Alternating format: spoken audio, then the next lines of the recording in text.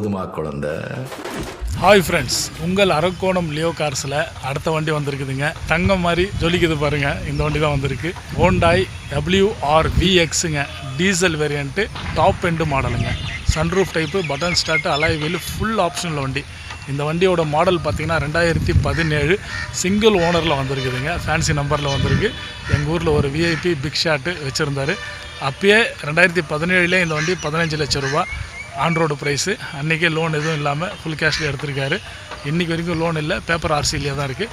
Pollution லைவில் இருக்குது, insurance லைவில் இருக்குது, ஒரிஜினல் பாடியிலே இருக்குது.